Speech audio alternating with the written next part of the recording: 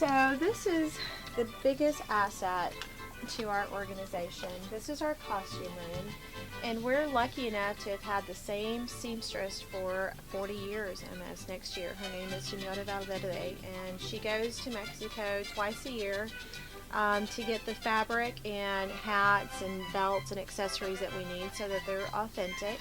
You know, the Anita and Martinez Ballet Folklorico started back in 1975 in a recreation center in Oak Cliff, with this notion that if you could teach a kid to dance and give them self-confidence, it would really help them with their school, when they get a job, and really be productive members of society.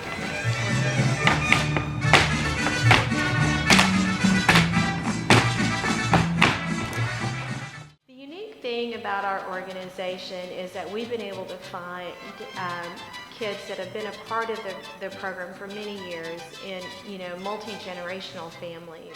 But the magical thing is when we have families that are now bringing their daughters, and in one case, we have a great-grandmother who brought her own children, and then her grandchildren, and now her great-granddaughter.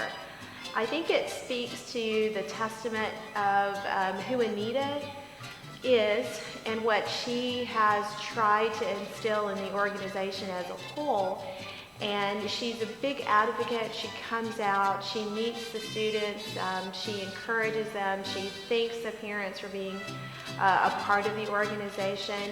And I think that resonates with people, that they can see this woman who's been able to accomplish so much in her own life, but that she's decided to give back. And so these people feel a part of that, and they see the impact it's had on their children. And I think it just lends itself to the fact that children want to instill that in their own children. You know, the competition in Dallas for arts dollars is very daunting. And we're a small organization, and we fight every year to keep our doors open and to serve the thousands of kids that we serve in the community.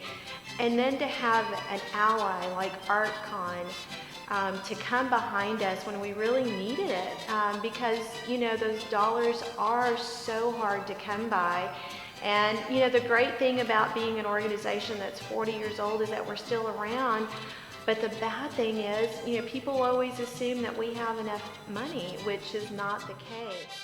The best thing about it is certainly the monetary, but it also gives our kids with this organization and the people who know us a glimpse as to what real artists are doing. It's not just a gallery piece that you're going to go see in a museum. I mean, you're involved with artists that do this every day. This is a job, and they create all kinds of work. And so for us, it's liberating that we can see real artists and show our kids, our students, that dance may not be the only art form for them, that there's all kinds of art that they can be a part of, visual arts, performing arts, whatever that might be. And so I think in terms of the value to the student, it grows exponentially.